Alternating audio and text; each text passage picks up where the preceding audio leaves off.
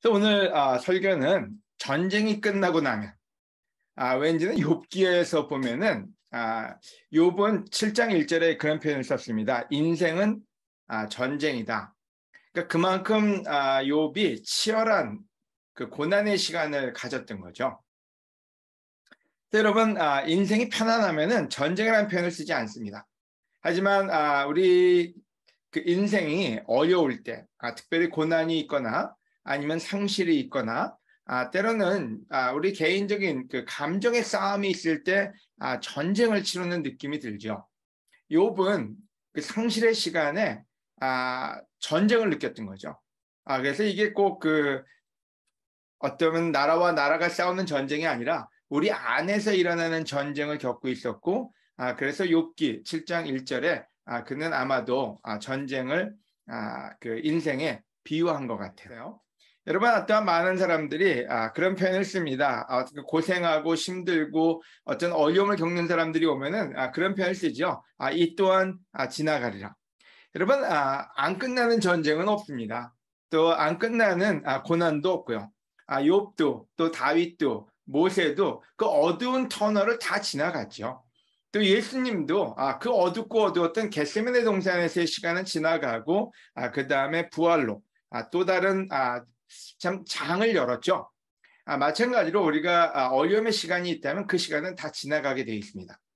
하지만 문제는 그 어려움의 시간이 지나가고 난 다음에 준비가 된 사람이 있고 준비가 되지 않은 사람도 있다는 거예요. 하나님은 우리가 준비하길 원하세요. 또 하나님은 어려움의 시간에 있는 사람들에게 위로의 하나님입니다. 오늘 주제를 말씀드리면 이사야서 40장 1절에 있는 말씀입니다. 나의 백성을 위로하라. 여러분 이사야서나 또 많은 예레미야서나 그 얼마나 어두운 시대를 얘기합니까?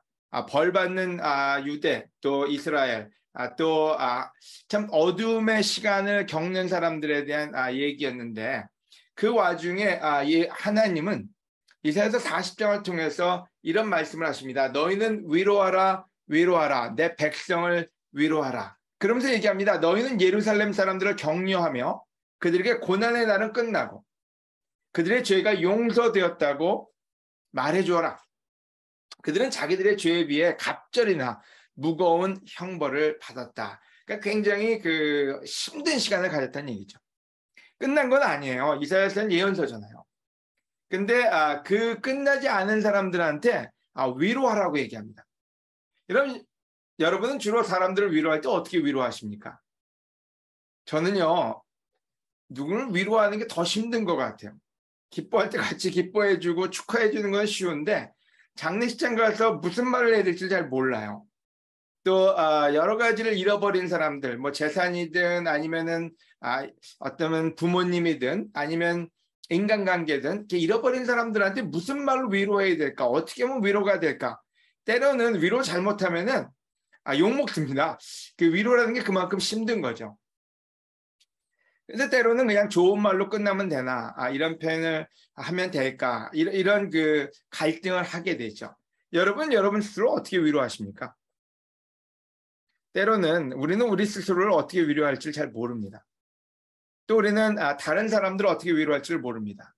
또 지금도 교회는 혼란 속에 있고 또 많은 사람들이 여러 가지 좌절을 겪고 있어요. 교회에 대한 실망, 인도자에 대한 실망, 관계에 대한 실망, 아니면 여러 가지 사람들하고의 그 갈등에서 오는 실망, 좌절. 하지만 이런 시간에 하나님은 그냥 관망만 해라 이렇게 얘기하지 않습니다. 또 너희도 들어가서 죄를 져라 이렇게 얘기하지도 않아요. 얘기합니다. 내 백성을 위로하라고요. 그럼 여기서 숙제는 뭔지 어떻게 위로를 해야 되나? 감사하게도 하나님은 위로의 방법까지도 이사야서 40장에 알려주고 계십니다. 그래서 오늘 여러분도 참 이사야서 40장에서 얘기하는 방법으로 여러분을 위로하고 또 주위에 있는 사람들을 위로할 수 있다면은 지금 이 시간 우리가 할 수 있는 베스트가 아닐까 하는 생각이 드네요. 첫 번째 위로의 방법으로 성경은 이렇게 얘기합니다. 너희는 여호와의 길을 준비하라.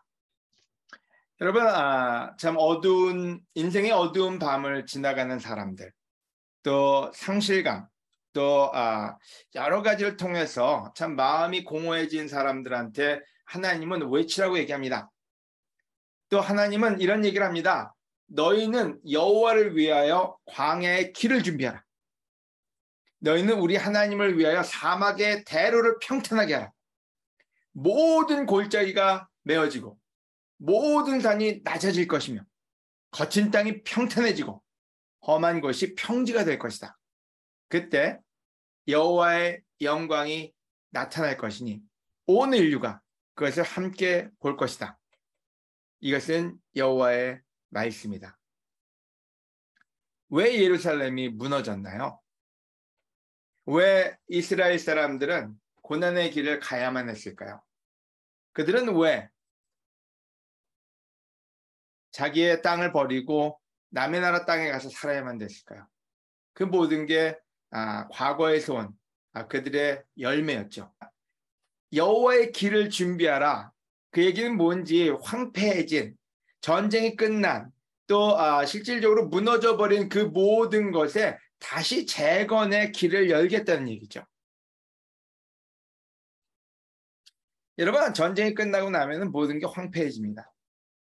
어쩌면 우리도 인생의 고난의 시간, 교회의 어려움의 시간을 겪고 나면은 아마 여러 부분에서 깨어지고 망가지고 허물어질 거예요. 여러분 한번 생각해 보세요. 지금 대한민국의 그 많은 아파트들이나 연립주택을 가면 이런 집들이 있습니다. 저는 옛날에 장미 아파트인가요? 아니면 그 동네 그 주공 아파트 갔을 때 그 집을 보고 놀란 적이 있어요. 어떻게 이런 집에 살 수가 있을까? 근데 돈은 또 엄청 비싸요. 근데 그들의 희망은 뭔지 이 집이 무너지길 바라는 사람들이었어요. 그리고 거기에 재건축을 하려고요. 그래서 그 주로 이제 그 재건축을 하는데 가면은 그 원성이 대단합니다. 그리고 어떤 그 오랫동안 그것이 승인이 되지 않으면은 사람들이 데모하고 깃발 들고 머리에 띠를 두르죠. 죽기 전에 살 길을 찾자. 기다릴 만큼 기다렸다. 폭도로 변할 때도 있습니다. 어쩌면 지금 저희 교회도 많은 사람들이 재건축을 외치는 소리가 아닌가 하는 생각이 들어요. 뭔가는 불만이 있어요. 뭔가는 문제가 있어요. 똑같은 일을 똑같이 해오면서 실질적으로 저희 교회에 많은 것들에 대한 불만과 불평이 쏟아져 나오고 있고 그 결과 어쩌면 스스로가 자기 집을 부수고 있는지도 몰라요. 어쩌면 자기 마음에 있는 하나님의 성전을 부수고 있는지도 몰라요.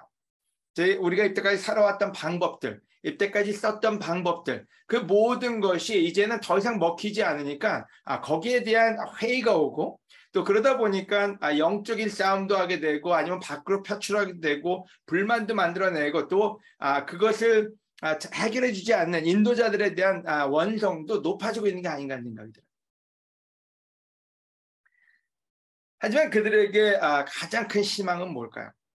무너진 아니면 무너져가는 그 연립주택이나 아니면 아파트에 사는 사람들에게 가장 큰 기쁨은 새로 만들어질 재건축될 곳의 조감도입니다. 청사진이요. 바로 그때 사람들의 마음은 희망으로 바뀝니다. 이때까지 어쩌면 지불했던 그 모든 그 대가들에 대한 보상이죠.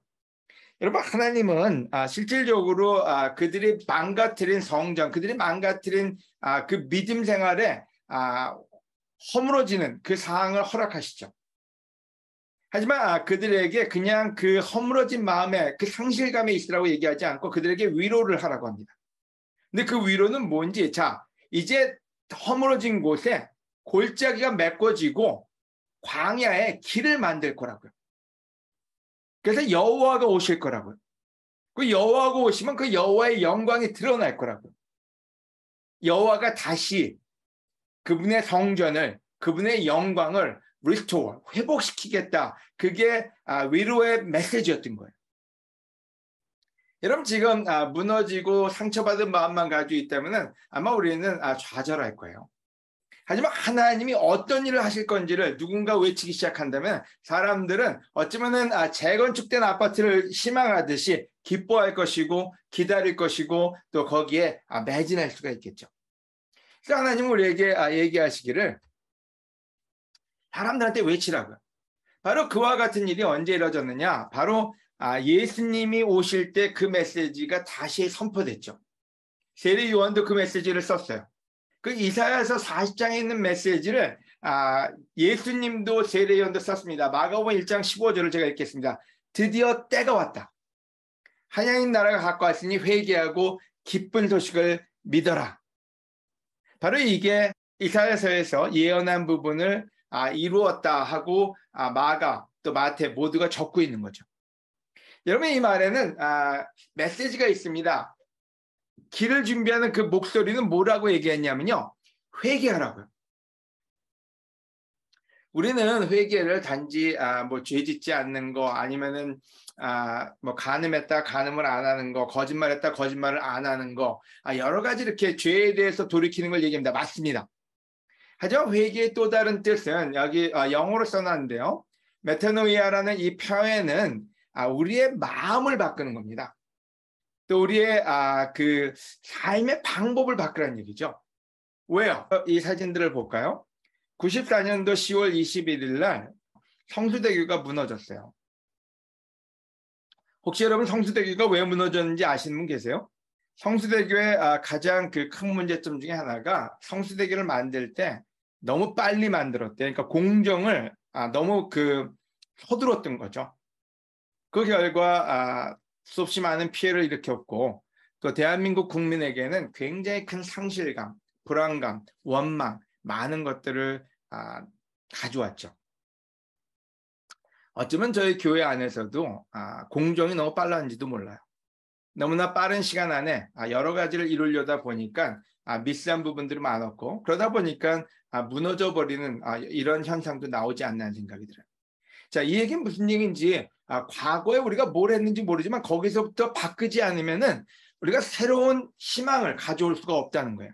지금도 제 아내는 성수대교를 건널 때마다 걱정을 합니다. 이게 탄탄할까? 이것도 무너지면 어떡하나는 두려움을 가지고 있어요. 하지만 제 생각은 좀 틀려요. 아마 성수대교가 다른 대교보다 더 탄탄할 것 같아요. 왜냐면 한번 무너졌기 때문에 더 많은 신경을 쓰고 더 다른 방법으로 성수대교를 만들어내지 않았을까 하는 생각이 들어요. 여러분, 또 다른 무너진 사례는요, 95년도 6월 29일 날 삼풍백화점이 무너졌어요. 이 무너짐도 대한민국 전체를 놀라게 했고, 많은 사람들에게 상실감, 분노, 또한 수없이 많은 인도자들에 대한 원망을 가져왔죠. 여러분, 이 삼풍백화점은 왜 무너졌는지 혹시 아시나요? 이 원인은 원래 백화점으로 지은 빌딩이 아니었대요. 근데 용도를 변경해가지고 그 다음엔 거기다가 하중을 견딜 수 없는 그 정도의 수영장이라든지 여러 가지 맞지 않는 일들을 거기다 적용시켰던 거죠. 여러분, 우리가 어떤 일이 벌어지면 그 일에는 원인이 있습니다.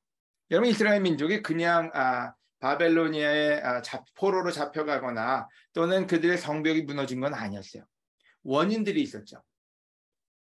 그래서 하나님은 그들에게 얘기합니다. 자, 이전에 지었던 것이 잘못된 거라면은 다 무너뜨려도 괜찮다고요.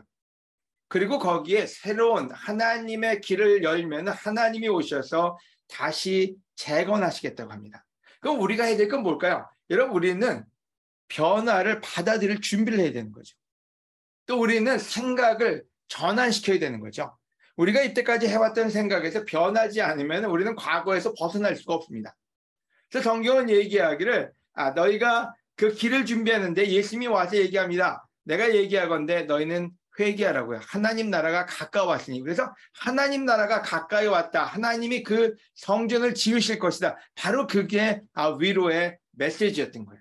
오늘 그래서 여러분은 어떤 부분에서 여러분의 생각을 변화해야 되느냐, 이 부분에 대해서 기쁨으로 생각하시면 좋을 것 같아요. 요즘도 우리 몇몇 형제 자매들하고 얘기하다 보면은, 왜냐면 과거에서 배운 거에서 또 어떻게 나올까, 또 그걸 버리는데도 힘들어합니다. 하지만 여러분, 과감하게 버리셔도 돼요. 하나님 말씀만 안 버리면 돼요. 우리의 생각은 버리고 우리의 과거도 버리지만 하나님의 말씀이 우리에게 도래해서 그 말씀으로 다시 하나님을 바라본다면 우리는 하나님의 영광을 접할 수가 있다는 거죠. 두 번째로 위로의 말씀을 성경은 이렇게 얘기합니다. 이사야서 40장 6절에서 8절. 두 번째는 한 음성이 다시 들린다. 너는 외쳐라. 그때 얘기합니다. 내가 무엇을 외쳐야 합니까? 모든 인간은 풀과 같고 그 영광은 다 들의 꽃과 같아서 여호와의 입김에 그 풀이 마르고 꽃이 시드니 참으로 사람은 풀에 지나지 않는구나. 풀은 마르고 꽃은 시들어도 우리 하나님의 말씀은 영원히 존재한다. 자, 그러면 외치라는 건 뭘 외치라는 거냐면요. 꽃이 시든다는 걸 외치라는 게 아니에요. 하나님의 말씀은 영원히 존재한다. 여러분, 왜 성벽이 무너지고 왜 이스라엘 사람들이 고난과 고생의 시간을 가졌느냐? 자, 그들이 잡은 게 있는데 그 잡은 게 하나님의 영원한 말씀이 아니었어요.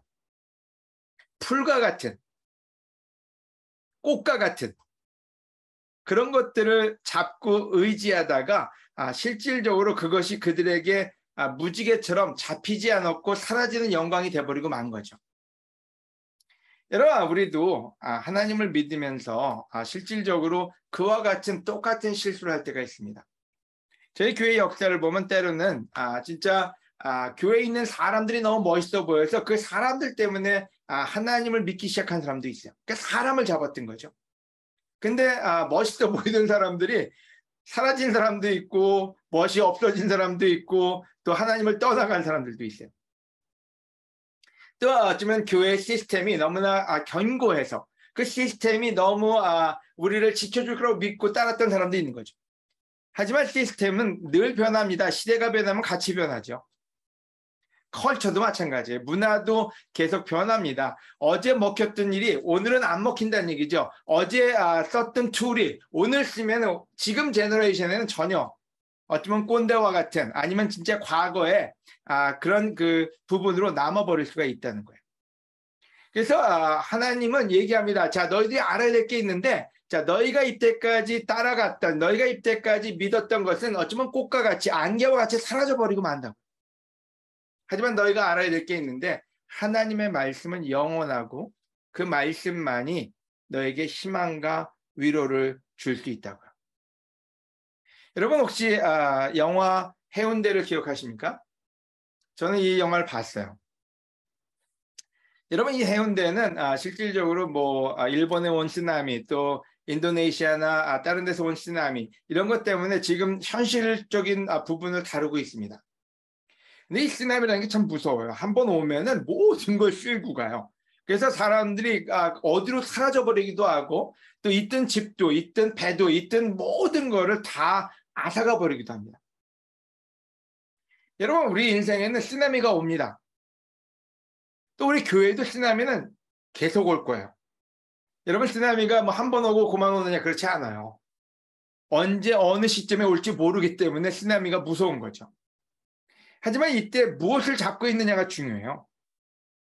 여러분 그 해운대 영화를 보면요 실질적으로 사람들이 급하니까 여러 가지를 잡습니다. 지금 옆에 있는 사이드에 보면 사람이 엄마가 애를 잡고 있는데 사람을 잡아가지고는 그 쓰나미를 이겨낼 수가 없어요. 아마 어딘가 휩쓸려 버리고 말 거예요. 그래서 흔들리지 않는 진짜로 나를 지켜줄 수만 꼭 잡고 있지 않는다면 그 쓰나미는 우리를 휩쓸어 버리고 말 거죠.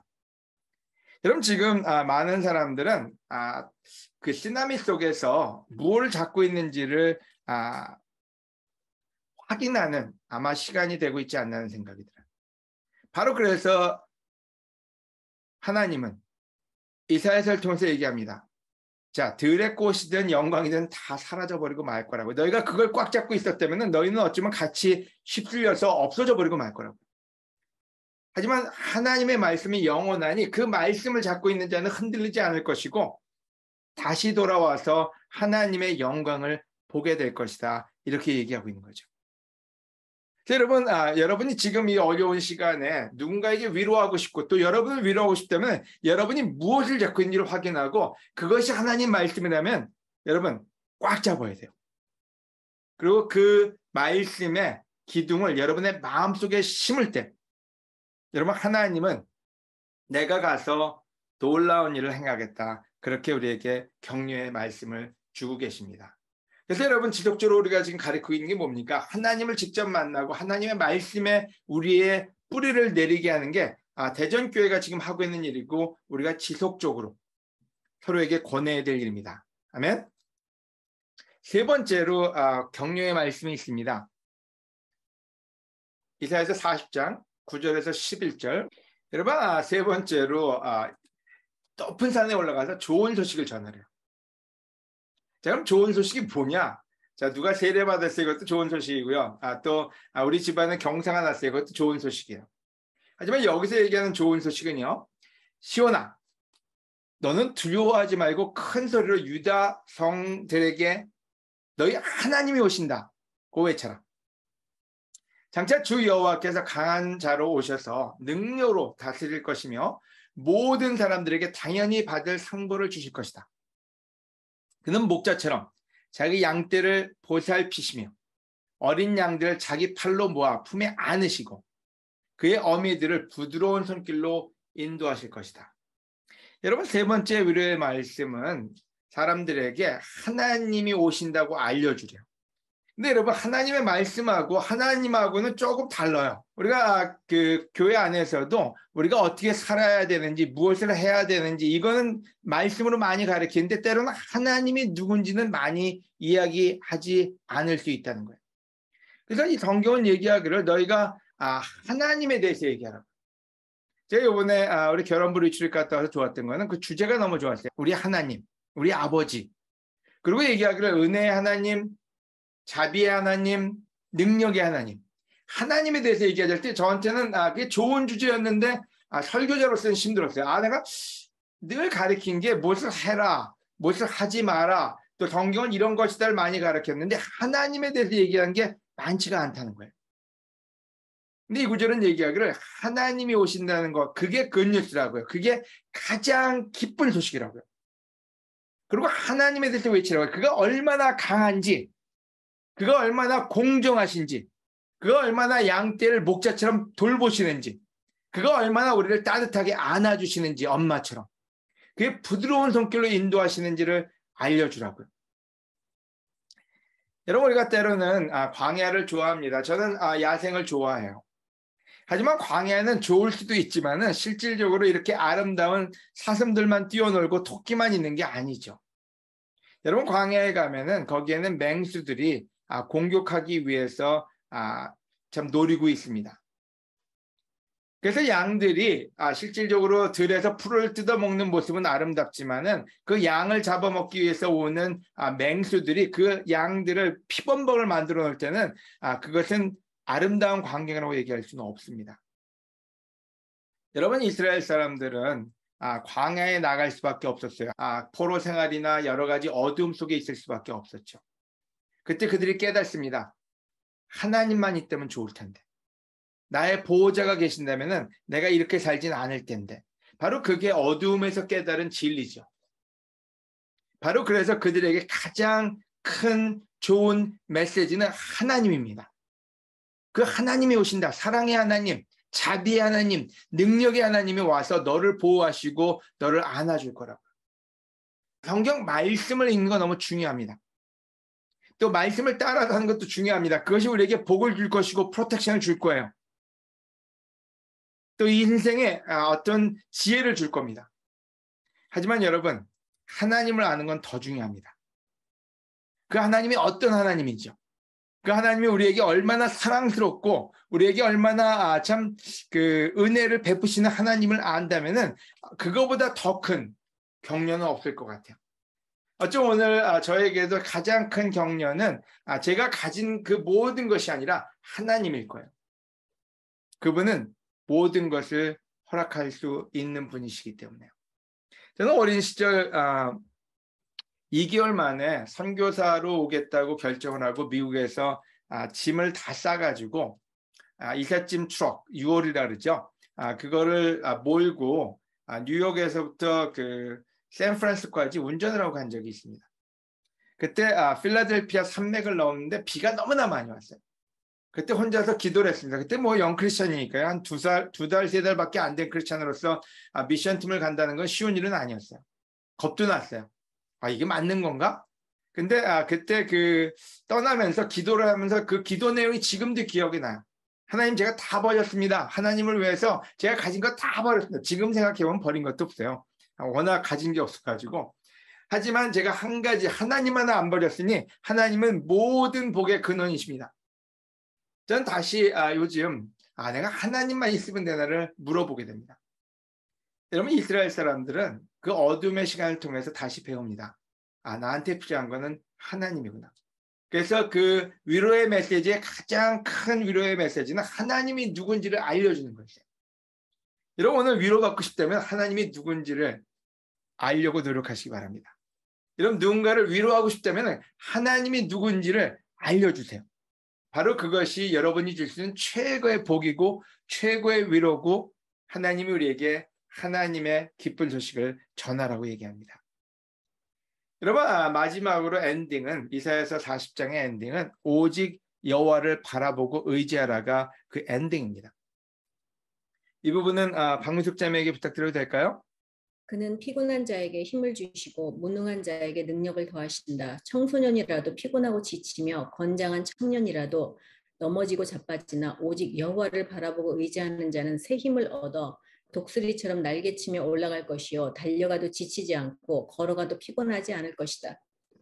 그럼 우리가 제일 좋아하는 아까 주를 앙모하는 자 올라가 그 찬양을 들었잖아요. 그 이유인즉슨 이 구절 때문이에요. 그는 피곤한 자에게 힘을 주시고 무능한 자에게 능력을 더하신다. 청소년이라도 피곤하고 지치며 건장한 청년이라도 넘어지고 자빠지나 오직 여호와를 바라보고 의지하는 자는 새 힘을 얻어 독수리처럼 날개치며 올라갈 것이요 달려가도 지치지 않고 걸어가도 피곤하지 않을 것이다. 여러분 우리가 시간이 가면요 사람들이 누가 여호와를 의지하고 바라보는지를 알게 될 거예요. 지금 많은 사람들이 지쳐가고 있어요. 소문을 의지한 사람들, 사람을 의지한 사람들, 아니면은 외부에 있는 사람들이 뭔가 해줄 거라고 의지한 사람들, 시간이 가면 갈수록 우리는 피곤해지고 지치고 나중에는 희망도 꿈도 잃어버릴 수 있어요. 하지만 오직 여호와를 의지하고 바라보는 자는 더 강해질 거라고요. 그리고 독수리처럼 독수리가 이 날개짓을 하면요 여러분 그 힘이 장난이 아니에요. 그리고 그 펄럭이면서 올라갈 때 그 위험은 대단합니다. 여러분 성경은 그 독수리처럼 날개치면서 올라갈 거라고요. 그리고 우리가 하나님께 받는 힘으로 하나님의 영광 가운데 살게 될 거라고요. 그래서 오늘 하나님의 그 마음을 읽을 수 있지 않나는 생각이 들어요. 내 백성을 위로하라고요. 어떻게 위로하는지 내가 가서 너희가 길을 닦아 놓으면은 거기에서 하나님의 영광을 보게 해줄 거라고요. 그리고 너희가 무엇을 잡고 있는지 모르는데 이제 더 이상 무지개 같은 들에 핀 꽃 같은 안개 같은 걸 잡지 말고 하나님 말씀을 잡으라고요. 그건 영원하다고요. 그리고 얘기합니다. 내가 간다. 나를 전해라. 하나님을 알려주라고요. 하나님이 누군지. 그리고 나를 바라보고 의지하는 자는 지치지 않을 것이고 힘을 얻을 것이고 하나님이 주시고자 하는 그 영광의 길에 하나님의 나라에 함께 할 거라고요. 여러분 오늘 다시 한번 우리 마음속에 위로를 여러분 스스로 하시기 바랍니다. 또 사람들에게 이 위로를 전해주시기 바랍니다. 여호와의 길, 여호와의 말씀, 또 여호와 하나님에 대해서 전하는 우리가 되고 그분을 의지하는 우리가 되어서 하나님의 축복 가운데 거하는 여러분 모두가 되길 바라면서 오늘 레슨을 마치도록 하겠습니다.